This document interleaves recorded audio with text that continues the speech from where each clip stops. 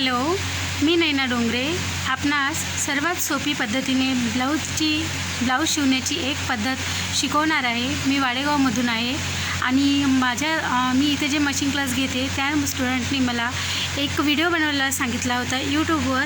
कारण त्यांचं असं म्हणणं होतं की माझा जो व्हिडिओ आहे त्याच्यामधून मी खूप सोप्या पद्धतीने शिकवते, तर त्यांनी मला बोलले होते की एक तरी व्हिडिओ मॅडम तुम्ही काढा। तर त्याच्यामुळे मी हा व्हिडिओ बनवत आहे आणि मला असं वाटते की सर्वांनी शिकावं, सर्वांनी मला पण भरभरीनं साथ द्यावी, त्या प्रकारे मी हा व्हिडिओ काढत आहे आणि मला तुम्ही फॉलो करा आणि सबस्क्राईब करा। मी नैना डोंगरे, प्रशिका शिवण क्लास वाडेगाव इथून आहे। आज माझा डे फर्स्ट आहे आणि आपण शिकणार आहोत 28 ते 30 साईजसाठी लागणारे ब्लाऊज। आज मी तुम्हाला या ब्लॅकबोर्डवर छोट्याशा अक्षरात का होईना पण मी तुम्हाला सोप्यात सोपी ती एक पद्धत शिकवलेली आहे। बस एवढे जर तुम्ही मापं जर शिकलात तर तुम्हाला अख्खं ब्लाऊज येणार।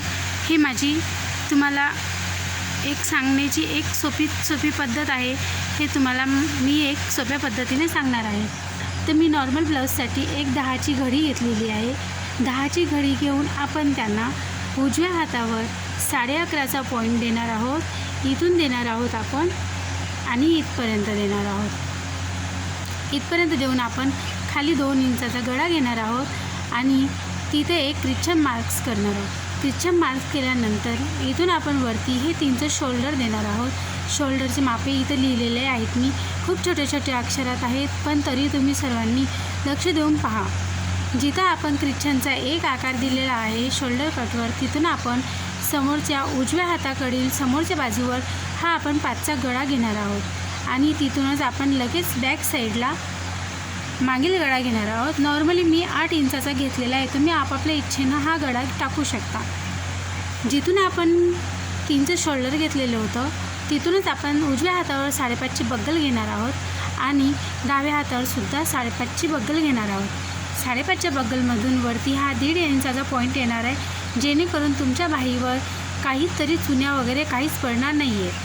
आणि उजव्या साईडच्या बग्गलमधून हा वरती आपण 1 इंचाचा भाग घेणार आहोत। बस इथं हा एक गोलाकार आकार द्यायचा आहे आणि तुमचा फ्रंट साईड रेडी होणार आहे आणि कटोरीचा पॉईंट पण रेडी होणार आहे। जर तुम्हाला माझा व्हिडिओ हा थोडक्यात जर आवडला असेल, जर माझी काही चूक वगैरे पण झाली असेल तरी मला समजून घेण्याचा प्रयत्न करावा आणि याच्यापेक्षा मी खूप छान असा एक व्हिडिओ बनवून तुम्हाला पाठवेल, खूप छोट्या पद्धतीने पाठवणार आणि तुम्ही प्लीज मला सबस्क्राईब आणि फॉलो करा। थँक्यू।